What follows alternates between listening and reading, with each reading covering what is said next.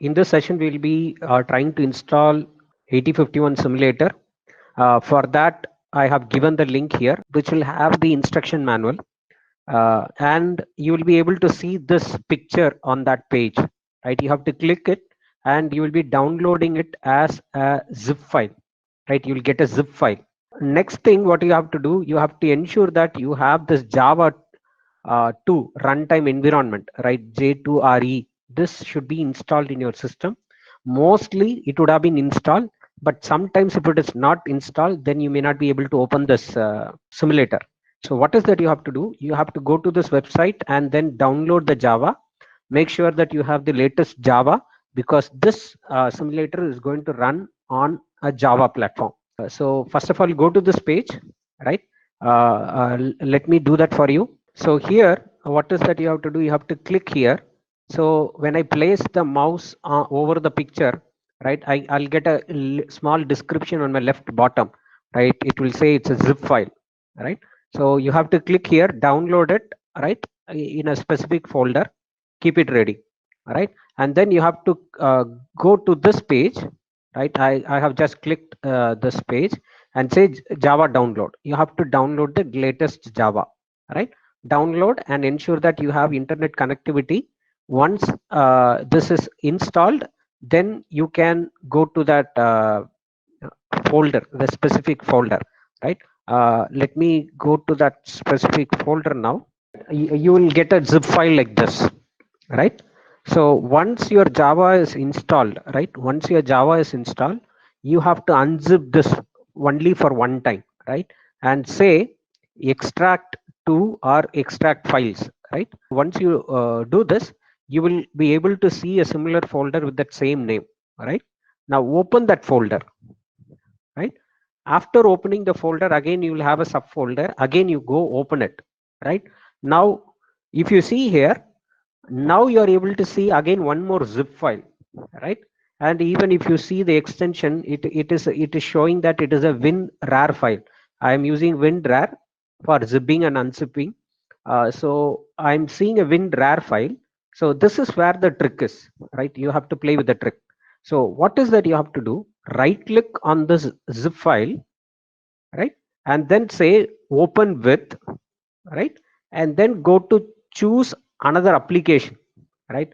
Most of the time you may not be able to see the first option because I have already done it. You are able to see this Java uh, TM platform SC binary, right?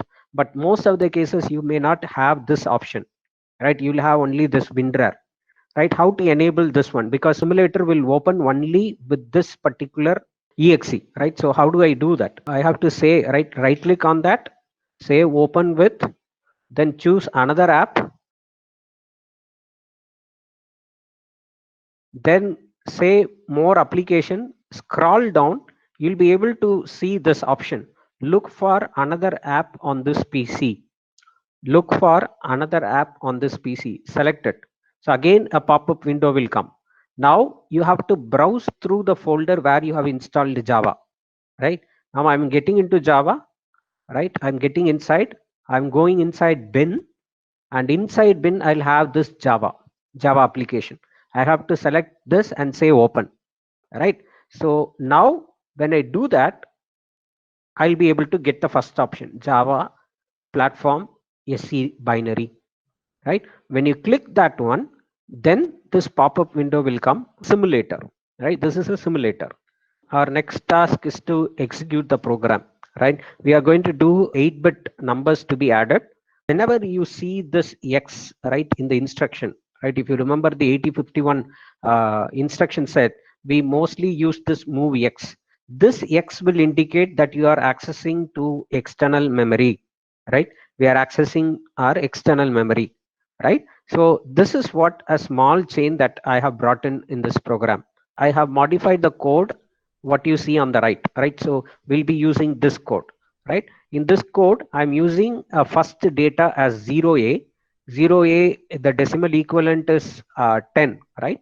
So I'm going to add a value 10 and then another value. So two numbers are there. So both I'm going to add and store it in a location. For storing it, I'm using a location 60.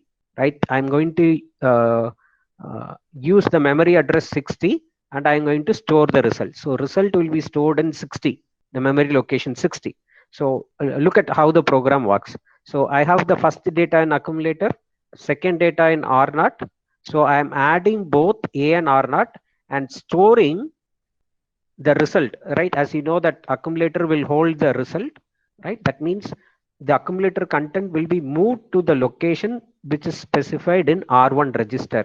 The location specified in R1 register is 60, right? 60H, that is the location. So I am going to store the data in the memory location 60, right? Here we are using like 4200. That's what you would have done in your theory part. But if it is going to be a real hardware lab, right? If you are going to do it in our lab, actual lab, then this code will work. But whereas the simulator, there are little bit things that needs to be explored. That's where we are using the internal memory. So once you done it, then we use an infinite loop, just because we don't have an halt instruction in 8051. We don't have an halt instruction in 8051.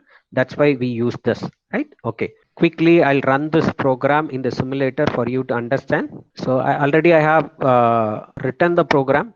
So I'm just straight away copying that program from my repository, right? The same program what I have showed you in the slide, I have loaded it here.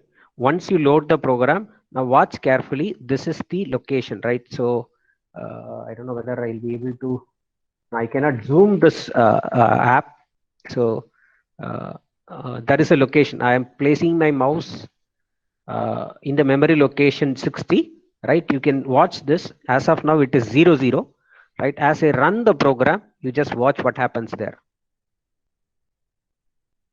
right? The value has become 0F, right?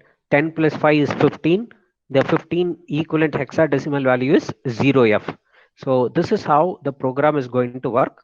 So to stop the program, right? So run the program, we have like run here, right? And to stop the program, we can press this, right?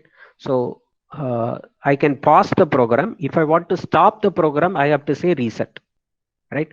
Then only I'll be able to edit it, right? If this particular editor area is in gray, then I cannot edit the code, right? I have to press reset so that this editor area becomes white background, so that I can edit the code, right?